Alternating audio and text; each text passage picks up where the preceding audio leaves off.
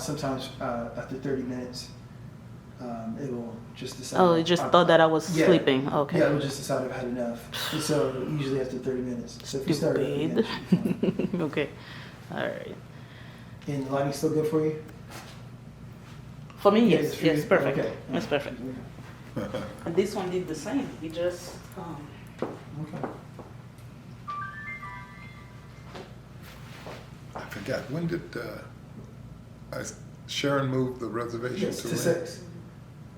Yes. She moved them from 5:30 till 6. Oh, to And 6. so, yeah, and so Okay. just a couple more questions, we'll Yeah. back up. We Because should what really I can be do fast is when we leave. ask Clemmy to go over and just grab the table for Oh, us. okay. Because it's close, right? It's like 3 minutes? Yeah.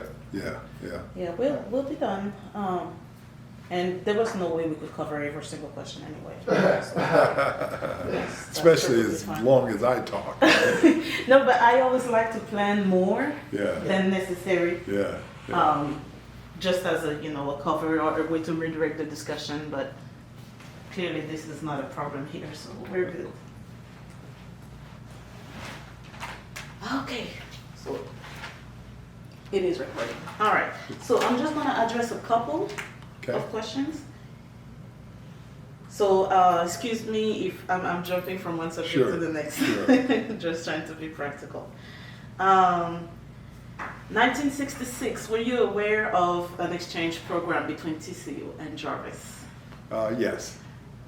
What have you heard in terms of how successful it was? Because originally the plan was to have students from TCU go to Jarvis and students from Jarvis go to TCU for pretty much the same amount of time. Mm-hmm. So TCU hosted Jarvis students for about a week. But TCU students who went to Jarvis did not last longer than a day. Is that right? Yeah. Oh, interesting. What do you think could be a reason? Have you talked to any of the students who participated? I was aware of the exchange, but only as a result of the black students that were on the TCU campus, and Yeah. otherwise didn't know anything else about the program. Oh, So it wasn't like it was a very visible yeah. program. It's still a mystery. I mean, it did make the news several times, and we Really? are trying to reopen that case. Yeah. for Well, I'd be reconciliation eager initiative. to learn about it myself. Yeah. Oh. I'm, So we'll I'm make sure to learning share so our much that was findings. going on Yeah. during that time while I was there that I just had no insight or exposure to. So here's the thing: you probably knew Jarvis was, HBCU. Oh, sure. And it was actually founded by some of the TCU Right. founders. Right. Now, I'm kind of jumping to another topic, but it is still connected. Before integration and that proclamation that says that, from this day henceforth, TCU will just do away with all the barriers to racial integration. Chancellor Sadler did predict, we will never have, and I quote, we will never have many Negro students enrolled. Our admission requirement and course requirements are being raised increasingly, and very few Negro students could qualify for Right. admission. Right. Our tuition and fees will be raised from time to time, and relatively few Negro people would have the funds necessary to finance the kind of education we offer here. Yeah. And then he go on and said that black students would typically prefer to attend primarily black institutions anyway, and therefore they would have very little desire or interest to join TCU. Right. So we found out that Jarvis, the foundation of Jarvis, actually falls into that agenda Right. to create Right. an environment where black students will be diverted Right. from attending TCU and be redirected to Jarvis. What is your assessment of the current racial climate at TCU?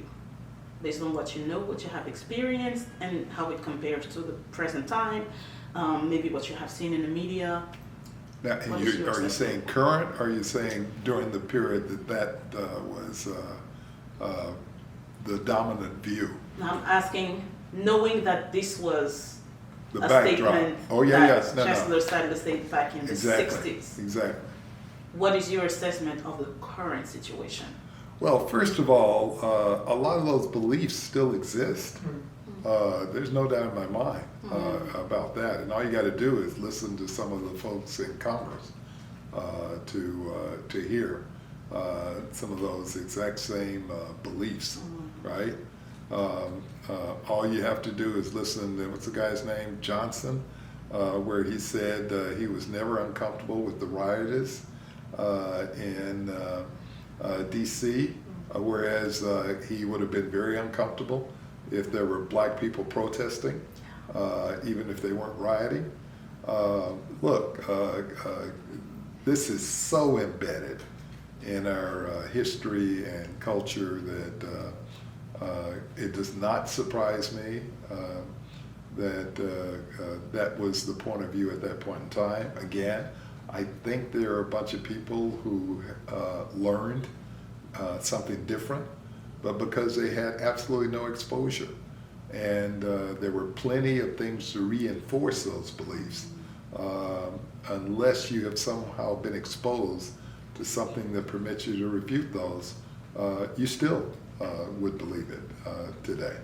So I'm not familiar enough with the current culture on campus for black students. It's interesting that I've had more interaction with current white students. As a matter of fact, there's a professor, a TCU professor, married to the granddaughter of a person who lives in this building.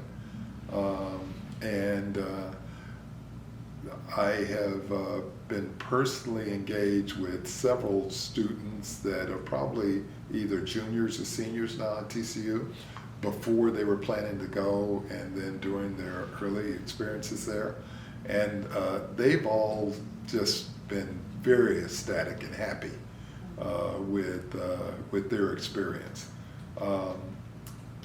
On the other hand, I'm very aware that there was a set of demands submitted by a group of students. Again, I'm not aware of the details, but just heard very superficially that there were some demands made of the school, the administration, maybe the board of trustees, and I'd heard that there was even a faculty senate or something that had submitted some issues that were related to race on the campus. So it sounds to me like TCU is in America, and if you're in America, you just aren't going to escape some of the societal challenges that we have broadly defined today. Yeah. Now you know that a statue is in the process of being made. Thanks to you guys. Yes. What was your reaction when you found out? Oh, I was blown away. I was absolutely blown away, and it would have been the farthest thought from my mind ever to think that something like that would happen. And my first reaction always is to not like for things to be erected or to be identified as if I as an individual did something, because of all the things we've been able to talk about, all the people that have provided input and support to, the fact that I have been the first black at so many things means that in every one of those instances, some non-black person had to make the decision for that to happen when you think about it, right? Yeah. And so when I think about that, I realize that in many instances, those people ought to be the ones that we should be recognizing, because in many cases they had to take a risk, or again, Bill Swanson that I talked about earlier, who said, "I'll room with the colored boy."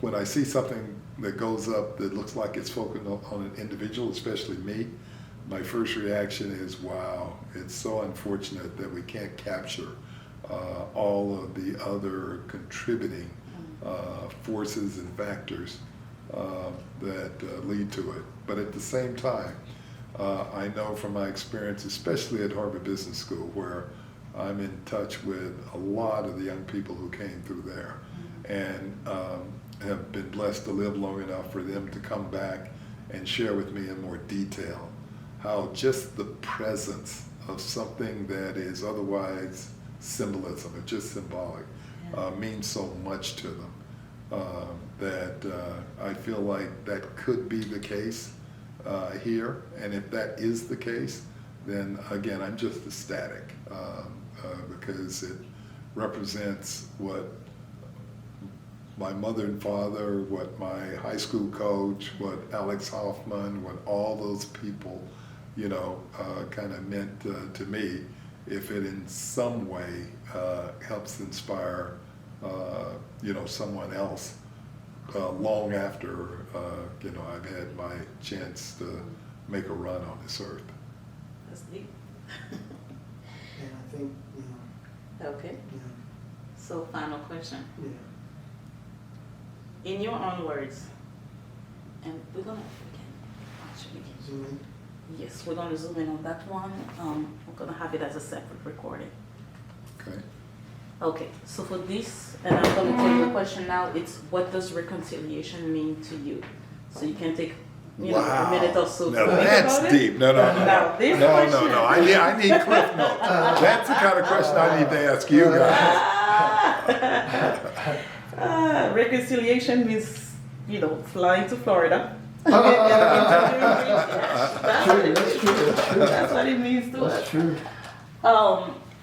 So on this one, if you don't mind, I would like for you to introduce yourself, Okay. say who you are, what you are to TCU, your affiliation with TCU, and whatever's on your heart to say about the term reconciliation and the Race and Reconciliation Initiative as a whole. Okay. Is that about right? Okay, and you can look at the camera directly for this Okay. one. Okay. You need time to think? That's okay. Okay, 3, 2. Uh-oh. Okay, I got the battery showing. I'm going to use a different camera. Because I can't mess this one up. Not a problem. Even though it's plugged in? Even though it's plugged in, the battery is on. No? Okay. Sure. Well, the timer started anyway. Yeah. Okay. Zooming in. Not showing the shorts. Okay. That looks pretty low to me now. What's going on? Are we missing a? How disrespectful. Sitting in shorts. Doesn't have a tie. There we go. My Harvard colleagues would be all over. They'd be horrified. Yeah.